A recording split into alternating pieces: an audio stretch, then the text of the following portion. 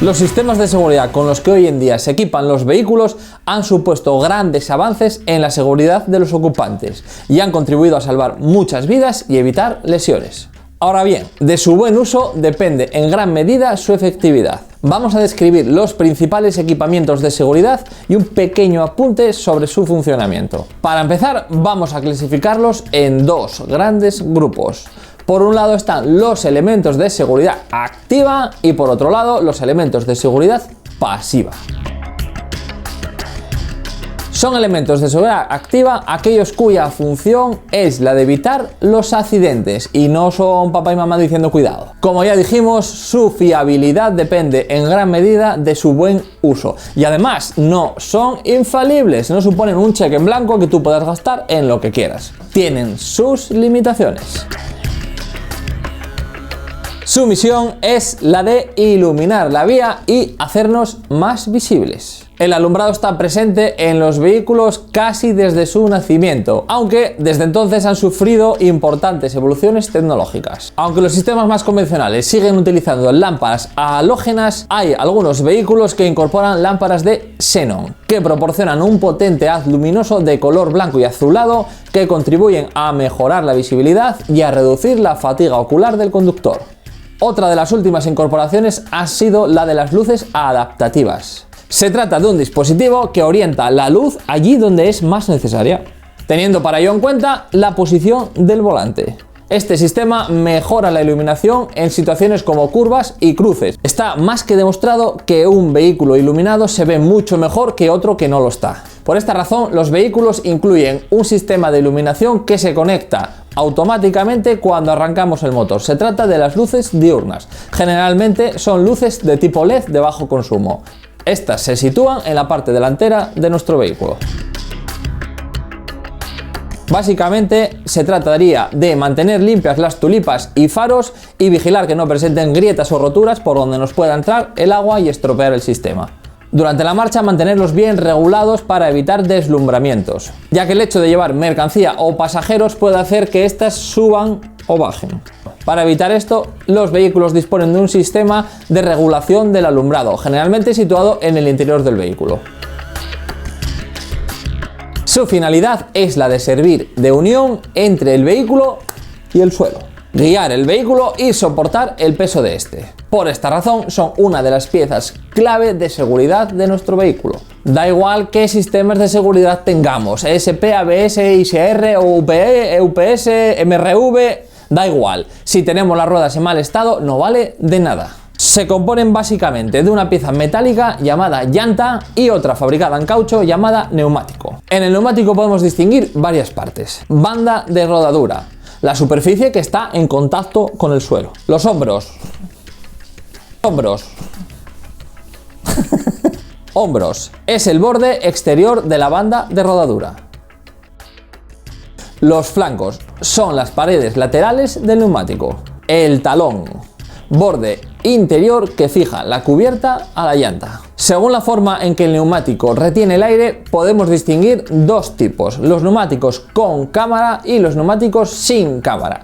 Decir que los neumáticos con cámara están prácticamente en desuso. Por eso todos los neumáticos que se montan hoy en día son neumáticos sin cámara. O sea que el aire es retenido directamente por el neumático en contacto con la llanta. Para saber si un neumático es de cámara o es sin cámara, tendremos que encontrar la inscripción tubeless inscrita en el neumático. Eso sí, estos requieren una llanta especial para anclar mejor la llanta al neumático. Otro tipo de neumáticos son los run flat. Son neumáticos con los flancos reforzados con un anillo de caucho que permite seguir rodando aunque el neumático haya pinchado. En el neumático nos vamos a encontrar una serie de inscripciones, un montón de numerajos ahí con letras, todo mezclado que no sabemos para qué es. Pero en realidad nos va a dar un montón de información sobre el neumático que estamos montando. El primer número de 3 cifras, que puede ser 195, 205, 190, 185 o lo que sea, nos va a indicar el ancho en milímetros de la banda de rodadura. El segundo número de 2 cifras, que viene después de una barra, nos indica la relación entre el alto del neumático y el ancho de la banda de rodadura. Por ejemplo, un 65 indicaría que el alto del neumático equivale al 65% del ancho de la banda de rodadura. El siguiente número, empezado por una R y dos números, nos indica el diámetro de la llanta expresado, esta vez, en pulgadas. Por ejemplo, un neumático R15 nos diría que su llanta mide 15 pulgadas. El siguiente número de dos cifras nos indica el índice de carga. O sea, lo que puede cargar el vehículo en el que está montado ese neumático. Luego nos encontraremos con una letra que nos indica el código de velocidad de nuestro neumático. O sea, cuánta velocidad puede alcanzar ese neumático garantizándonos su estabilidad y estructura. Bueno, pues van desde la A hasta la Z en orden creciente. Te van a pillar. Te van a pillar en una pregunta que nos dice si podemos montar un neumático con un código de velocidad diferente al que nos recomienda nuestro fabricante. Y la respuesta, yo te la digo, es que sí, siempre que el código de velocidad sea superior al que nos indica nuestro fabricante. La siguiente inscripción, que puede ser tubeless, o simplemente una TL, nos indica que se trata de un neumático sin cámara de aire. Luego nos encontraremos un código de 4 cifras en el que las primeras dos son para indicarnos la semana en la que se fabricó y los siguientes dos el año en el que se fabricó, con lo cual nos están diciendo que se fabricó en tal semana de tal año. Ese hay que buscarlo, que no es tan fácil de encontrar. Importante de esta fecha, ¿por qué nos ponen la fecha de caducidad si no nos vamos a comer el neumático? Pues muy fácil, porque el fabricante nos dice que a partir de los 5 años de antigüedad no se hace responsable de cómo va a quedar el neumático. Seguramente nos lo encontraremos cuarteado, duro, tieso, o sea, que el neumático ya no sirve. Para saber qué neumático tenemos que montar en nuestro vehículo, simplemente iremos a nuestra documentación del vehículo y ahí nos indicará todas las medidas y diámetros y todo lo que podemos montar en nuestro vehículo. Y recuerda, el código de velocidad, te van a preguntar, te lo dije, no la falles. Podemos montar un código de velocidad siempre que sea superior al que nos indica en la documentación. ¿Qué llevan los neumáticos dentro? Fácil. Aire, no nos vayamos al nitrógeno ni al oxígeno puro, que sé que hay mucha película. El neumático lleva aire. ¿Cuánto aire? Pues bien, la presión que nos indique el fabricante. Repite conmigo, ¿qué presión le damos al neumático? La que me diga el fabricante, que por eso sabe de neumáticos y de coches. ¿Tenemos que cambiar la presión del aire en invierno, en verano? Que no, la que nos diga el fabricante. Te lo digo, no la falles. ¿Dónde encontramos estas presiones? Pues en algún sitio están, o bien en la guantera, o bien en el quicio de la puerta, o bien en el depósito de gasolina, depende, cada fabricante de vehículos lo pone donde él estime oportuno.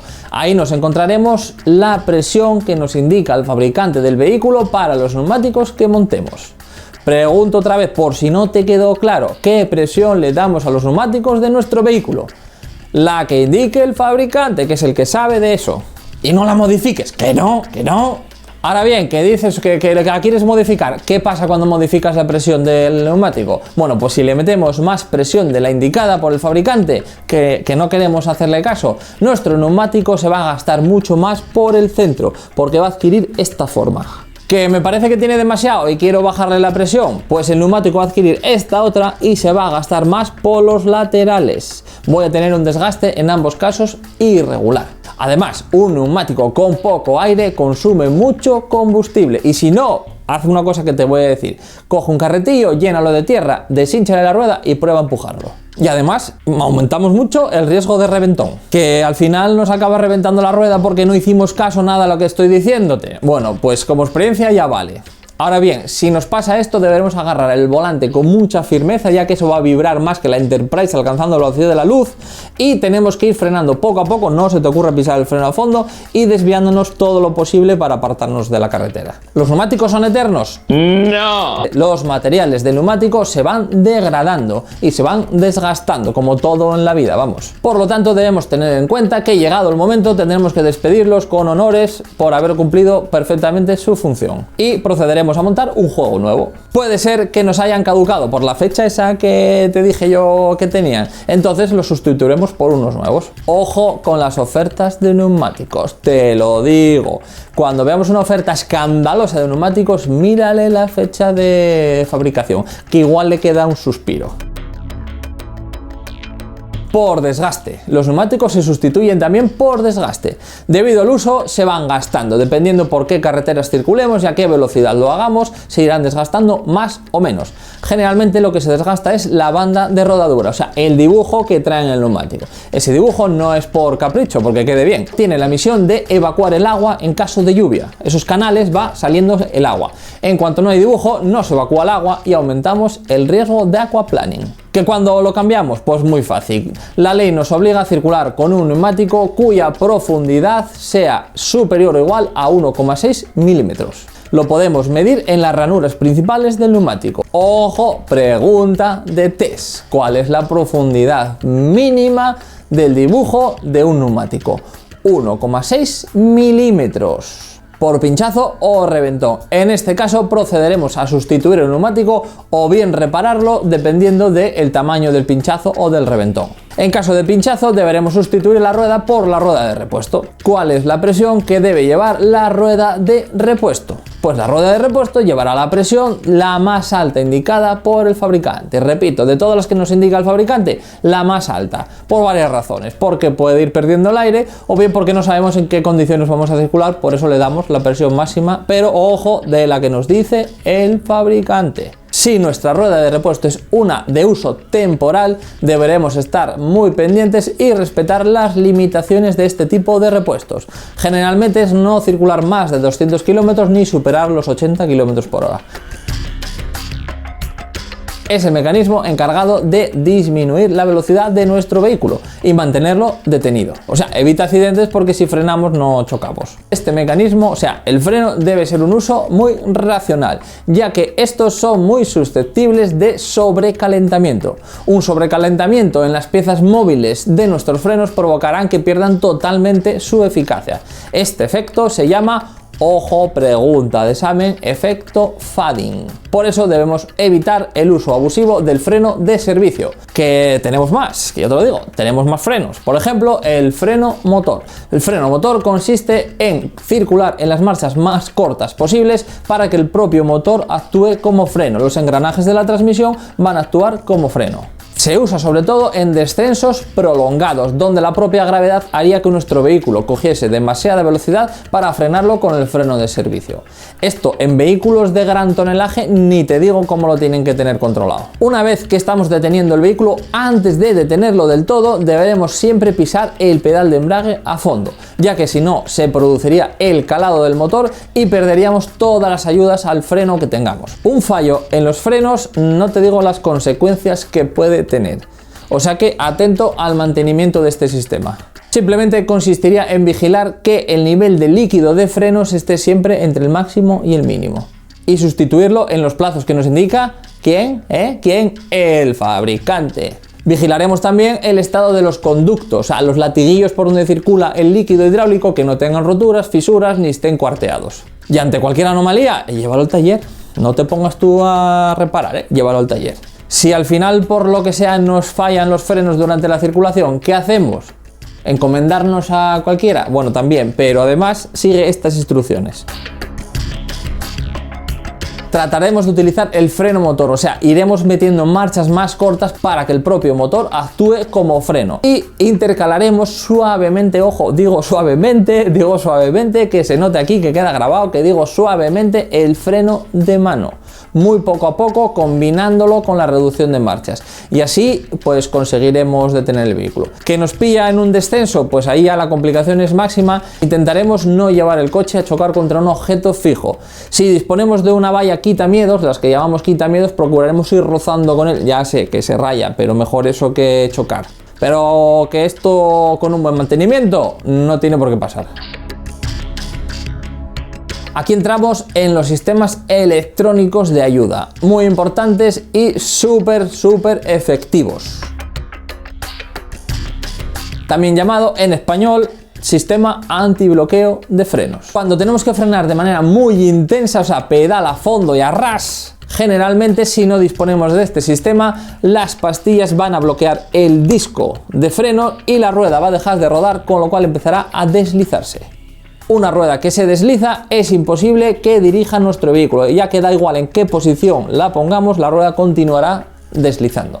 Si esto sucede, deberíamos aflojar la presión en la frenada para que la rueda de nuevo pueda girar. Volver a frenar, volver a aflojar, volver a frenar, volver a aflojar, volver a frenar, y así me pones en bucle. Bien, esto que os acabo de escribir es lo que hace un ABS, o sea, frenar, aflojar, pero a 40 veces por segundo, que más o menos sería... Con esto conseguiríamos dos cosas muy importantes. Uno, acortar la distancia de frenado y, lo más importante, poder dirigir nuestro vehículo mientras estamos frenando. Notaremos que actúa el ABS porque el pedal comenzará a vibrar. Notaremos en el pie... Eso no es que esté mal ni que está rompiendo nada. Eso es que está actuando el ABS. No sueltes el freno. Sistema BAS.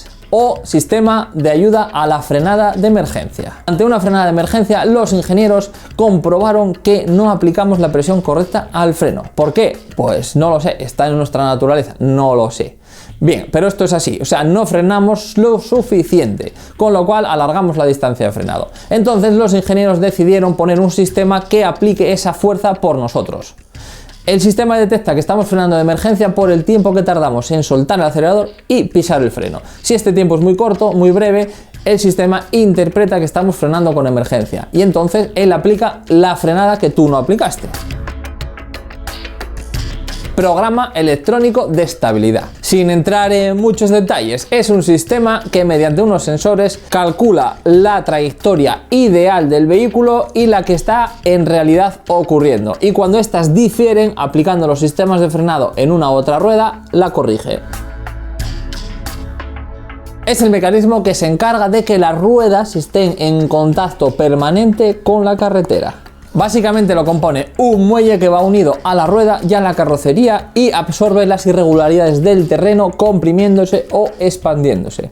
Pero claro, como todo el muelle, le mola estar todo el día dando para arriba y para abajo, para arriba y para abajo. Al parar estas oscilaciones, este exceso de oscilaciones, se interpone un mecanismo con una barra y lleva un líquido hidráulico por dentro que lo que hace es evitar que el muelle esté todo el rato comprimiéndose y expandiéndose. O sea, que absorbe las vibraciones del muelle. Si este sistema se encuentra en mal estado, provoca varios efectos. Se alarga la distancia de frenado debido a la excesiva inclinación de la parte delantera del vehículo y el levantamiento de la parte trasera. Pérdida de estabilidad en curvas, lo que se conoce como el efecto bañera.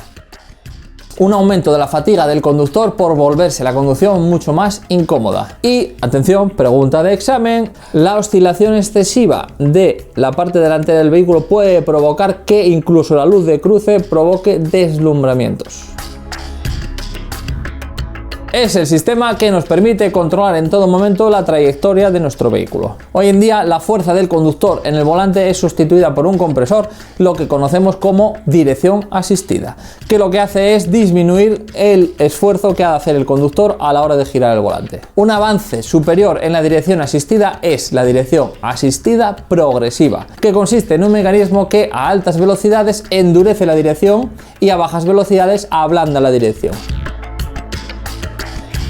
Son aquellos cuya función o finalidad es la de, una vez que se provoca el accidente, protegernos todo lo posible. Un truquillo para acordarse: la seguridad pasiva no hace nada mientras no se provoca un accidente, o sea, está en estado pasivo. ¿Qué hace un cinturón de seguridad cuando no hay un accidente? Nada. ¿Qué hace un airbag cuando no hay un accidente? Nada. Está en estado pasivo, por eso se llama seguridad pasiva.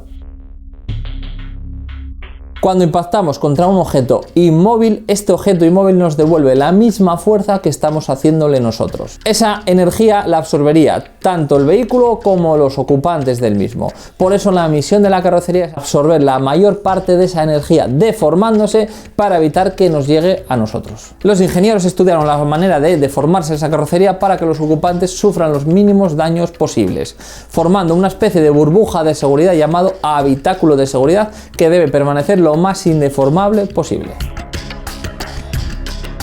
Cuando circulamos en un vehículo, nuestro cuerpo viaja a la misma velocidad que ese vehículo. Cuando el vehículo se detiene, nuestro cuerpo tendería a seguir avanzando, lo que se llama inercia. Si nada nos ata el vehículo, saldríamos disparados. Esta sujeción no es completamente fija, ya que nos podría causar muchos daños. Por lo tanto, los cinturones de seguridad traen un mecanismo que permite que el cuerpo avance ligeramente hacia adelante en caso de impacto. En el sistema más utilizado, o sea, el de 3 puntos de anclaje, 1, 2 y 3, el cinturón consta de 2 bandas, una torácica que ha de pasar, ojo, pregunta de examen, no digas que no te lo dije, por la clavícula y por el centro del pecho, o sea, donde haya hueso, y otra banda abdominal que ha de pasar por los huesos de la pelvis. Porque ante un impacto, si tenemos el cinturón colocado sobre partes blandas, pues hace mucha pupita.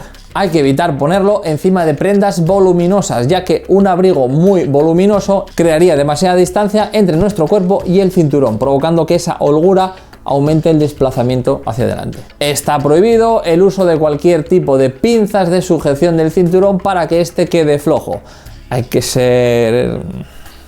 Otro de los efectos que provoca un mal uso del cinturón, sobre todo cuando tiene holguras, es el efecto submarino, que consiste en que en caso de impacto nos colemos por debajo de la banda abdominal del cinturón. Por esa misma razón no se ha de utilizar ni cojines, ni espalderas, ni nada parecido. Ya son bastante ergonómicos los asientos de hoy en día. La mayoría de sistemas de seguridad que incorporan los vehículos no están pensados para seres pequeñitos, o sea, para los niños. Por esta razón, ellos han de disponer de su propio sistema de retención. La función, pues es la misma que la del cinturón, que el cuerpo del niño no salga disparado en caso de impacto. Existe una gran variedad de ellos en el mercado, distinguidos por tallas, pesos, colores, formas... ahí no nos vamos a meter. Simplemente se trataría de elegir uno adaptado a la talla y al peso del ocupante. Ay, que esté homologado, importante. El airbag es simplemente una bolsa de aire, de ahí su nombre. Cuando nuestro vehículo impacta frontalmente, tal y como habíamos explicado, nuestro cuerpo intentará seguir hacia adelante. Es más, el propio cinturón de seguridad, debido a los pretensores, nos permitirá cierto desplazamiento adelante para que no nos partamos por la mitad. Bueno, pues la misión del airbag es recoger ese desplazamiento de nuestro cuerpo hacia adelante. El sistema detecta una deceleración brusca de nuestro vehículo y mediante un sistema pirotécnico infla la bolsa, que automáticamente después de inflarse y recoger nuestro cuerpo se desinflará para permitirnos respirar. Pregunta de examen.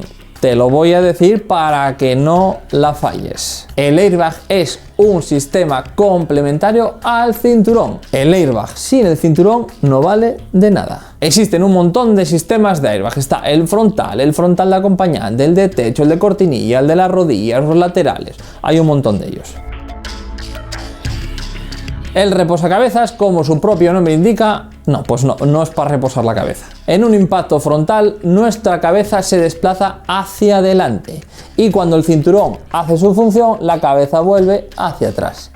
Este elemento es el encargado de recoger nuestra cabeza en la parte posterior de ese desplazamiento. En caso de no disponer de él, sufriríamos lo que se llama latigazo cervical, o sea, una hiperextensión del cuello provocando graves lesiones medulares. Algo parecido sucederá cuando hay un impacto por la parte de atrás. En un impacto trasero, el vehículo tiende a ir hacia adelante y por inercia nuestra cabeza tenderá a ir hacia atrás. Esa es la función del reposacabezas. Ahora bien, tiene que estar correctamente regulado. Y volvemos a la pregunta de examen. ¿Cuál es la distancia que debe haber entre el reposacabezas y nuestra cabeza? No superior a 4 centímetros. La altura del reposacabezas debe coincidir con la altura de nuestra cabeza. Y la parte central del reposacabezas debe coincidir a la altura de nuestros ojos. Ya te conté 3 preguntas, El actual vidrio laminado es un elemento de seguridad que se emplea hoy en día en todos los vehículos. Consiste en 2 capas de vidrio superpuestas una encima de la otra con un plástico por el medio. De tal manera que cuando el vehículo impacta y la luna se rompe, ambas capas quedan sujetas y no salen disparados los trocitos de cristal. Los sistemas de seguridad también han evolucionado en los vehículos de 2 ruedas. ¿Cuál es el problema de estos vehículos? Pues que no disponen de carrocería. O sea, la carrocería es el propio cuerpo que es el que recibe los impactos. Es por eso que estos vehículos han de contar con todos los sistemas de seguridad posibles. Y el primer sistema de seguridad es el que lo conduce. O sea, ante la pregunta, ¿puede disponer una motocicleta de ESP, ABS, ASR y todo eso? Sí, puede disponer de todos. Depende de la motocicleta que compremos, lo traerá o no lo traerá. Ahora bien, no os imagináis dónde viene el airbag de una motocicleta. El airbag de una motocicleta viene instalado en la cazadora. Flipaste, ¿eh? Otro sistema de seguridad, en este caso pasiva, de la motocicleta muy importante es el casco. Aunque os parezca mentira, hoy en día hay gente que sigue circulando en motocicleta sin casco. La principal misión del casco es proteger la cabeza en caso de impacto, que es donde se reciben las lesiones más graves. La principal misión del casco es proteger la cabeza en caso de impacto contra un elemento rígido, absorbiendo parte de la energía generada en ese impacto y distribuyéndola uniformemente por toda la superficie. Casi nada. Hay multitud de cascos en el mercado. Hay unos que protegen la cabeza y otros que protegen la cabeza y la cara, llamados cascos integrales. Ya te estoy diciendo otra pregunta. En cuanto a seguridad se refiere, es muy importante el equipamiento a la hora de conducir motocicleta. El uso de un traje que resista las abrasiones en caso de caída por el suelo, el uso de unos guantes que permitan un agarre firme pero que tengan cierto tacto y el uso de botas que nos protegerán el pie y el tobillo. No se conducen las motos en chanclas, que te estoy viendo venir. Una inversión en seguridad es, si se me permite decirlo, como comprarse un paraguas. Desearías tenerlo cuando llueve, pero claro, mientras luce el sol no nos hace ninguna función. Cuando vemos las campañas de publicidad de los fabricantes de vehículos, empiezan a decirnos que tiene GPS, que sincroniza la música con el móvil del vecino y toda una parafernalia de historias, pero no nos habla de seguridad. Esto es así, es triste, pero parece más conocido el sistema Bluetooth que el sistema ESP, y este último, créeme, que salvó muchas más vidas.